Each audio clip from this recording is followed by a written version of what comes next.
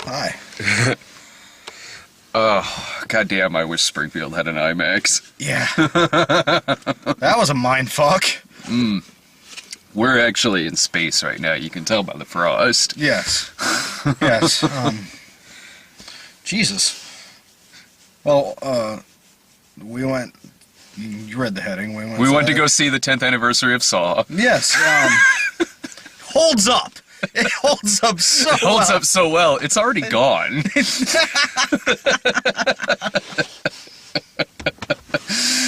Okay, so we were at Interstellar.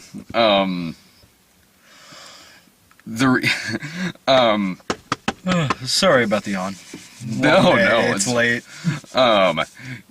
This will be a movie that people there's going to be two groups of people on this movie. Yeah. There just are. There's going to be two groups of people on this movie. You're going to have the group who's totally in for it, who it's exciting, it's, you know, you love the performances, the characters, who are just kind of into it, that are buying it, that are totally going along with it, that they're in this 100%, this is an entertaining film. And then you're going to have the other group that'll tell you 100 reasons why it doesn't make sense. And you know what? The group that are going to give you 100 reasons why it doesn't make sense are the people that just aren't.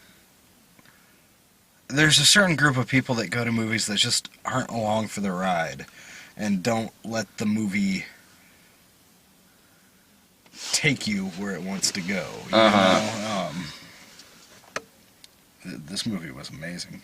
Yeah, I'm actually in the former category. I really, really loved this movie, and you can write me an essay about how you didn't buy this movie, how it doesn't make sense, how maybe this part wasn't explained enough to you. I don't care. I really don't. It was perfectly explained enough to me in language and style that I completely comprehend. And this movie I thought was entertaining as fuck. Yeah. Oh, and this is also one of those movies that, I mean, yeah, people are going to be split on it right now, but I really think 10, 15... This is a movie that's going to stand the test of time. I mean, I hope so. I hope it does. I mean, This is one of the most impressive...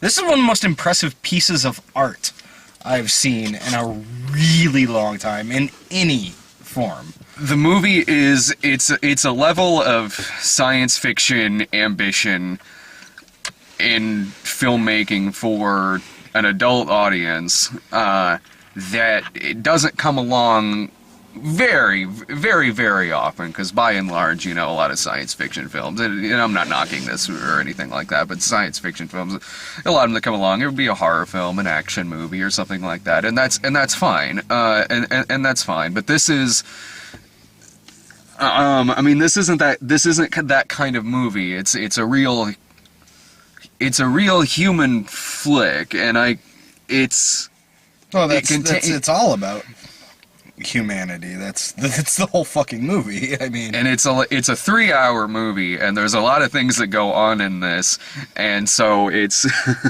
for us having not too long on the camera, it's going to be hard to get into a lot, because we just got out of the movie, and this is something that this is a thinker, man. Like, I don't have to think about whether or not I liked it. Oh no, yeah. I certainly don't have to do that, but to digest the ideas and the concepts that it presents, I'm going to be thinking about this movie for at least a few days. It's not going to be leaving my head. You've seen the trailers for the movie. The trailers are, the Earth is very, very dusty. The Earth is very, very dusty, and they need to find another home, and since Elysium is taken,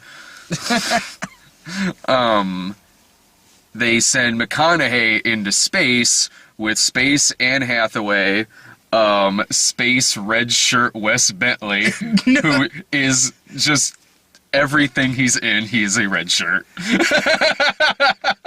And this is like, I like Wes Bentley. I really do. I like Wes Bentley too. I like when I see him pop up in a movie, I get a little excited. I'm like, yeah, Wes Bentley, fuck yeah. But when is he going to die? Yeah. Because odds are Wes Bentley will die in your movie. And then they also have Funny Bot with them. Fucking Funny Bot. They have Catskill from Heartbeeps with them. Oh, man. Funny Bot is basically if you cross the monolith from 2001 with a talking Rubik's Cube. And it's actually one of my favorite characters in the movie. Oh, yeah. Yeah, because there's two of them, and they're both fucking awesome. Yeah, they have humor settings. They have, all right, let's put your humor at like 75%.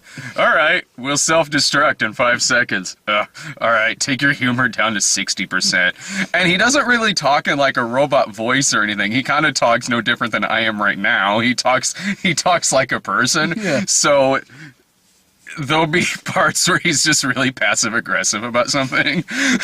I really liked Funny Bot in this movie.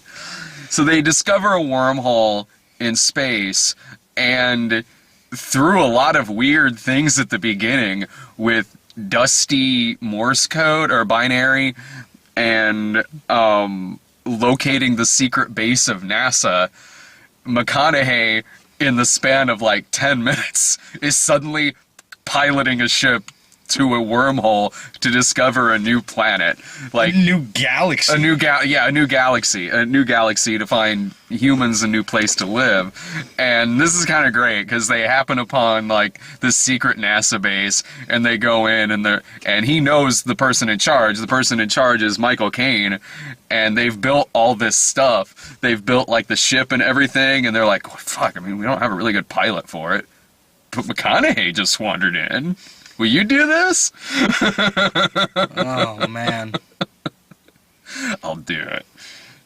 So, a lot of it is honestly not only a race for the human race, but also a race against time, because the galaxy that they're going to and the planets that they're visiting, for instance, they end up on one planet where an hour on that planet is 7 years on Earth. So, yeah. They get fucking stuck there. Yeah, it's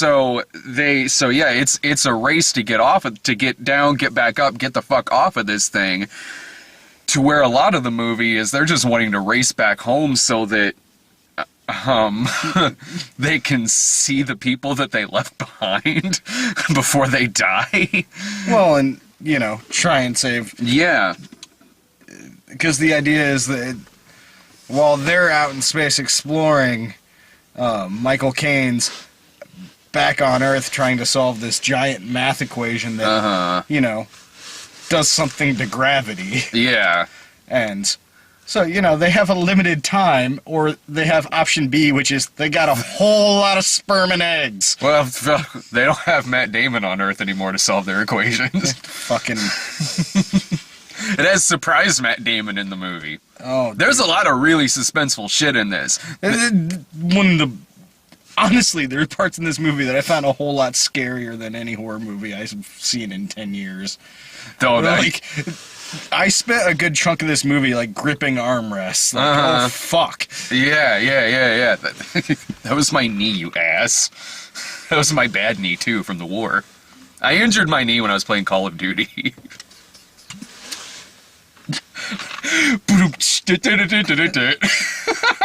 Review over! Alright, that's it. Let's go home. Bye! Toodles. So, there's a planet... Oh my god, yeah. There's a planet that's pretty much just all the perfect storm. It's all giant, like, fuck-off waves and shit. It's just a fucking ocean. Oh yeah, it's just a giant ocean with, like, waves the size of the Sears Tower multiplied by, like, 10. And so they have to race to get back on the ship before it comes back by Wes Bentley. But they end up on a frozen planet where they find Matt Damon, who I didn't even know was in this movie until he showed up. But the way the movie was going, since it had, surprise Ellen Burstyn at the beginning and surprise Topher Grace, as soon as they opened up that chamber, I was like, this is probably going to be somebody I recognize. And I'm not talking like some character actor. I was like, this is probably going to be like, I don't know, George Clooney, Ben Affleck. Oh, I'm close. It's Matt Damon, who has pretty much gone insane from being on this frozen planet for a while, and put himself in a permanent deep sleep because he didn't think anyone was going to find him. So he was basically, going to be sleeping to die. But they end up waking up, and they end up waking him up, and this section of the movie is them basically dealing with crazy-ass fucking Matt Damon, who wants to get off of this fucking planet and is sabotaging shit. Man, it's awesome. It's entertaining as fuck. It really was. It really was. And it sounds like there's so much going on in this movie, and there really is. And with lesser filmmakers, I don't know how they could have pulled it. I'm amazed this movie is as good as it is. There's going on in this movie in 3 hours. It's a 3-hour movie. It did not feel like it didn't feel like 3 hours to me. I could have done another hour. Me too. I totally could have. I could have done like another half hour when they were at NASA or something like that. Like I was totally cool with this movie's running time. It did not feel like 3 hours to me. It was incredibly entertaining, and it had moments in it. Like, yeah, I'm talking about like a lot of the action-y stuff in the movie, which is great, but there are some moments in here where even I was fucking tearing up in the theater, man. God. Well, because they go down to the water planet where everything's, every hour is 7 years, and I think it turned out that they miscalculated, it was even longer. They ended up on that planet, which seemed like them a couple hours, but on Earth time, it's 20-something years. 23 years, yeah. So they get back to their ship, and Matt Damon sits down and watches 23 years worth of recordings from his family from Earth. Yeah, McConaughey. Just soul crushing. Yeah, because it's oh god, like I mean, it shows, but it takes its time before it cuts to the video that he's watching, and it's mostly just a shot on McConaughey's reactions to this going on as he's seeing his kids grow up, as he's seeing them have kids, and his daughter not making a video for him until she's the age that he was when he left. And I don't know if he says a word in this scene, but I mean, it's an amazing piece of acting. It's an amazing piece of crying of a few minutes worth of emotions. And I mean, we're gonna spoil the shit, but at the end of the movie, when he meets back up with his daughter again, like, I'm sorry, even if you don't like this movie, that's gotta move you somehow, man. Like, because Jesus fucking Christ, that was an emotional scene and a half. That is hardcore, probably the most emotional fucking scene for me anyway that I've seen all goddamn year. Like, it was hard watching that scene with dry eyes. It honestly was. But at the same time, after the whole movie, just so much tension and steeped in the whole idea is he gets back. It was also just so cathartic and relieving, even though it was just heartbreaking. Yeah. Yeah, because he basically by the time he meets up with her, she's old and dying, and it's basically her last minutes left when he finally sees her again, and it's a really beautiful scene. It is, even fuck, and she's surrounded by all these family members that he doesn't know, that he hasn't met before. He hasn't met any of them. Meanwhile, he's got like a replica of his old house, and he's talking to Funny Bot, having a beer on his space porch.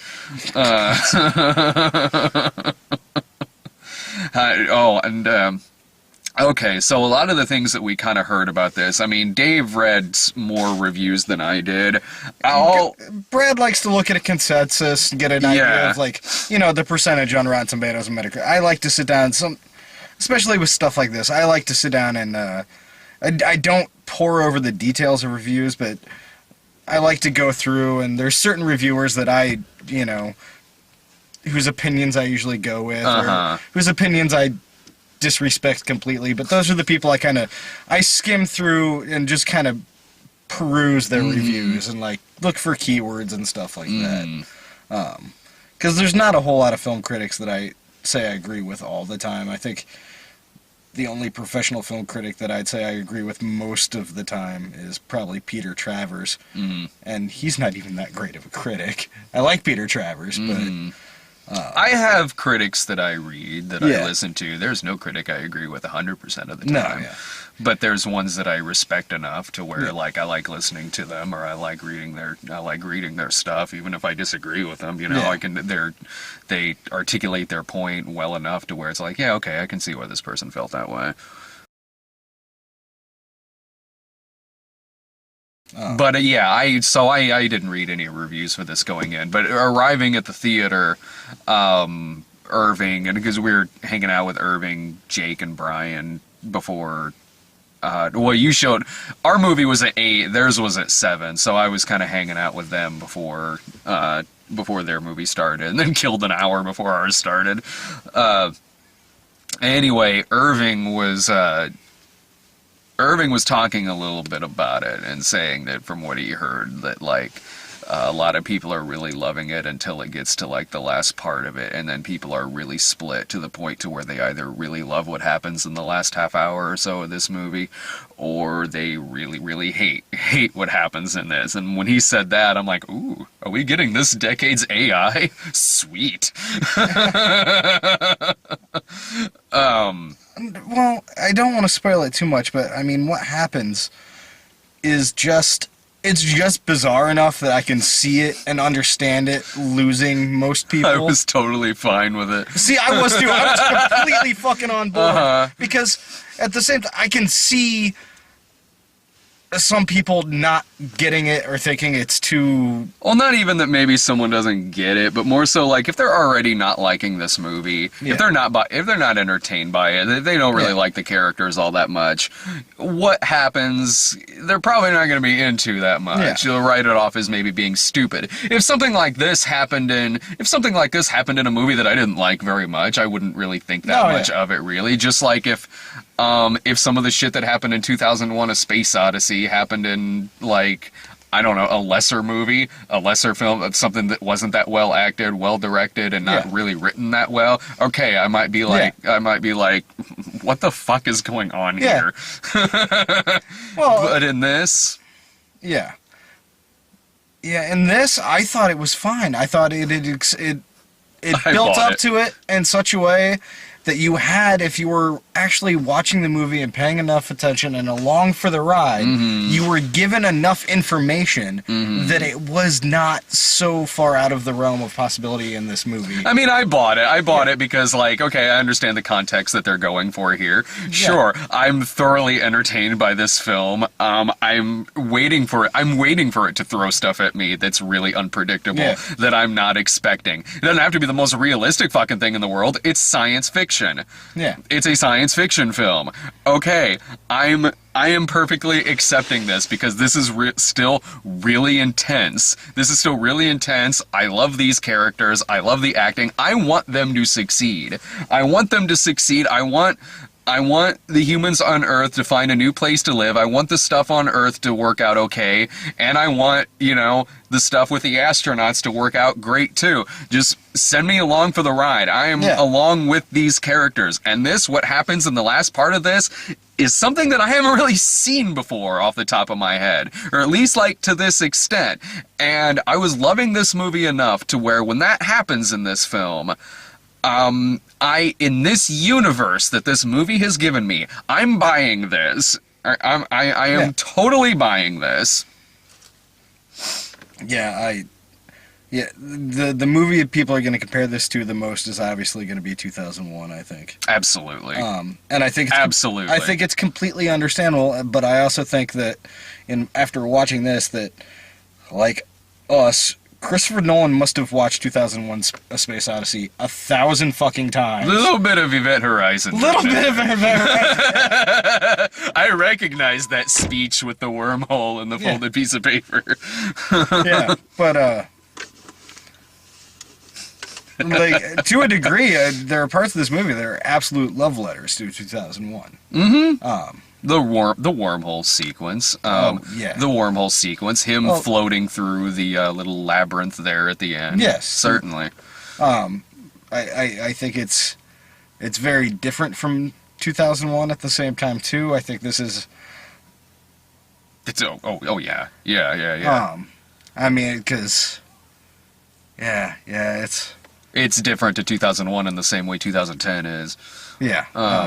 Different kind of movie, but I can see why people are going to throw similarities out there. Mm-hmm. I also think that, like 2001, that at the time, you know, if I remember correctly from what I've read, got overall good reviews, but people were pretty torn on it when they went and saw it. People are still torn on that movie. I think in 30 years from now, this is one of those movies that I really hope people are still watching and talking about. I hope they're still watching and talking about it. I mean, because I think there's enough material in those 3 hours to be worth talking about. You think it's gonna be considered come award season? You know what? I wish I could say it was. I think it's worthy of nominations in just about every category. But will it get nominated? I'm not sure. Visual effects without a doubt. Score. I can definitely see Jessica Chastain getting a supporting actress nomination.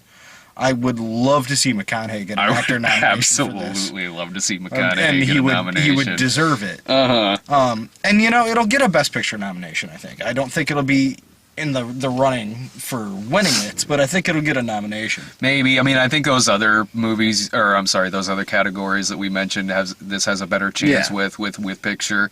But I mean, I highly recommend this movie. Highly recommend it.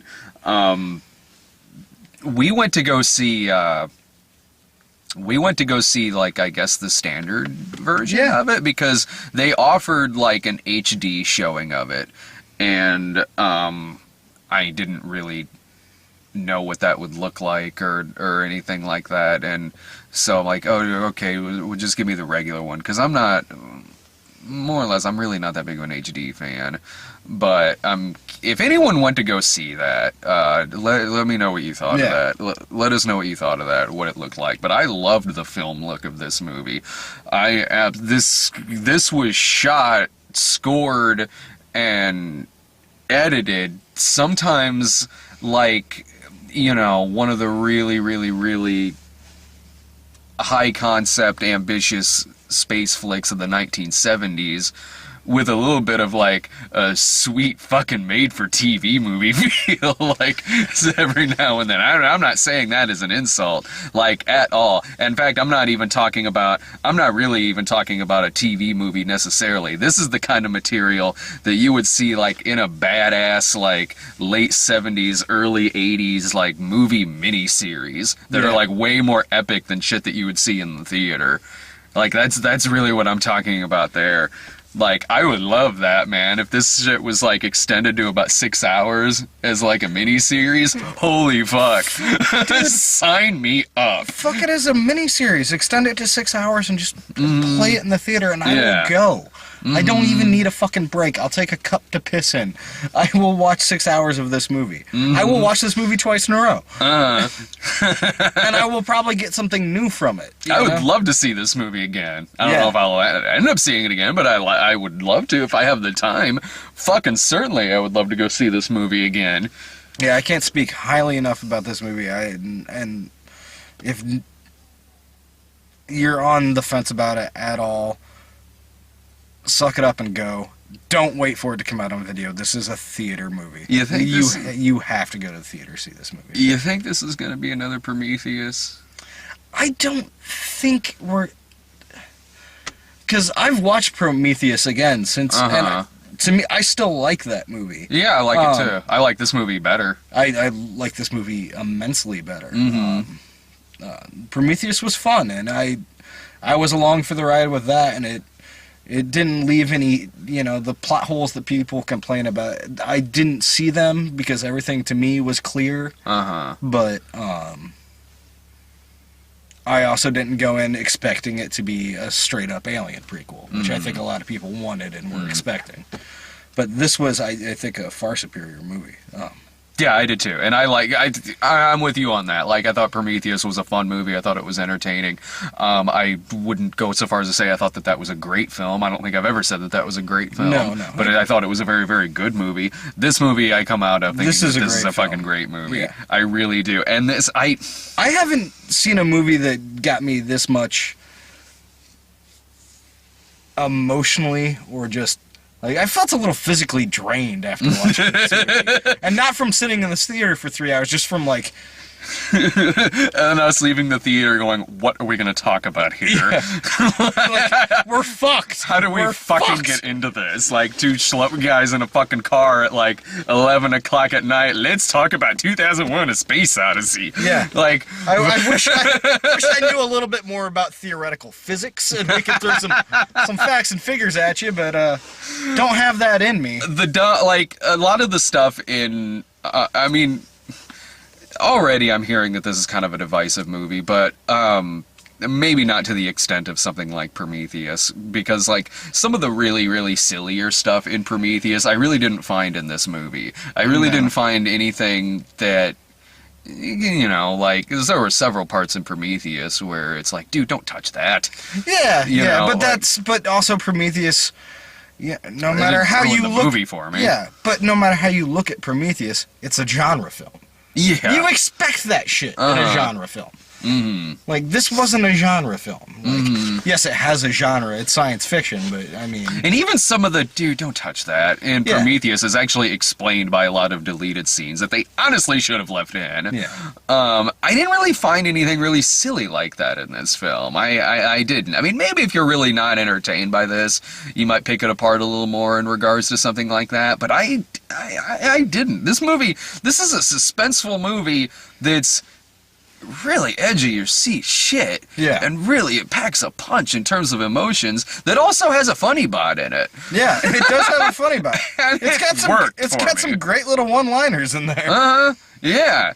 If you want to see a scene of Matthew McConaughey sitting on his farm porch on a space station next to a robot while McConaughey's drinking a beer and calls him slick. Yeah. Awesome.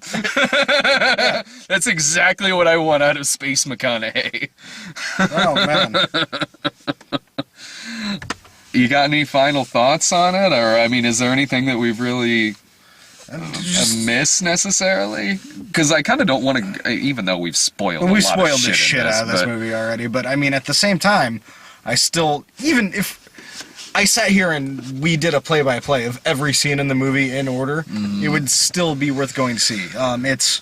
It's worth the money. Go see it in the theater. If you have an IMAX near you, go to the IMAX. Don't hesitate. Don't think about it. Don't wait. Just fucking go.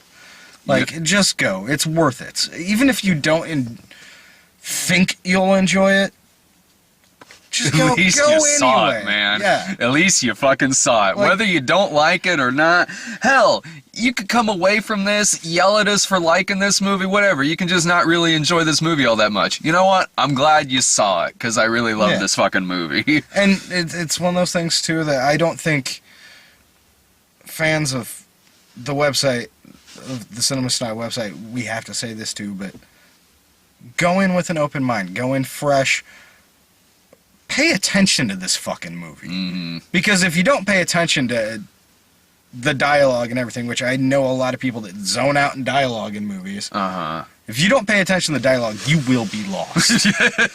Like, you will have no fucking idea what's going on.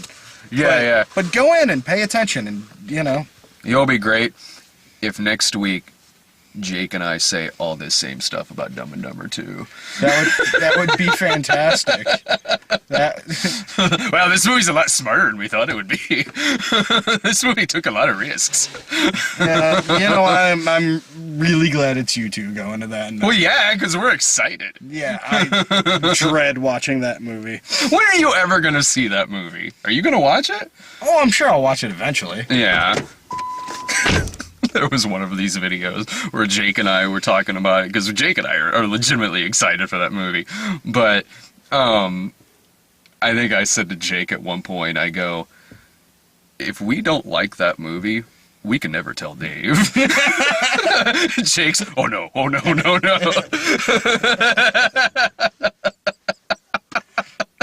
We will make up reasons for liking that movie. I know. Just to fucking spite me. It could be the worst movie ever, and you will pretend to like it. It was honestly... In public, for years you will pretend. Oh, it was great. Yeah. As excited as we are and as nostalgic as we are about the first one, the second one's really got to fuck up bad for us not to like it. I don't think that's the case. I don't think it has to fuck up that bad for you to not like it. What, you don't think I'm gonna like it? No, I hope you do. I honestly hope you enjoy it. Like, the first one, to me, is not a movie that holds up, but I remember liking it when it first came out. And I've got nothing against that movie or anybody that likes it. It's not one of those things I'm gonna rail against. Just, to me, I think it's that problem with, 10-year, 20-year sequels, that it could be great. But it could be bad. Well, it could certainly be bad, but there's, to me, in terms of sequels that come out like way fucking later, They have more of a chance. There's the fresh sequel, and then the nostalgic sequel, and I like a nostalgic sequel. Oh yeah, the nostalgic sequel every once in a while is great, but there's that middle zone. That's what I'm saying. Horrible. That's what I'm saying. When you're in that middle zone, that you're red not quite area, nostalgic for it yet, but it's a Sin little City too 2. late. Yeah, Sin City 2, or when it's just kind of like, it's not soon enough for a timely sequel, and it's not far enough for me to be nostalgic about this. Yeah. And also, like, in terms of Dumb and Dumber 2, I'm all for that anyway, because it deserves a proper sequel after that prequel movie. Which I keep forgetting is a movie that exists, and I saw it in the theater. Dumb and Dumber. That movie sucked. I had to see that by myself at the Esquire, with this family in front of me that kept farting. It kind of felt like I was watching it in smell-o-vision, honestly. Alright. I'm gonna go home and go to fucking bed. Alright, so go see the movie. Yes, do it. See you Even if you hate me and my opinion, go see this movie. Yeah, exactly, because I agree with him. Later.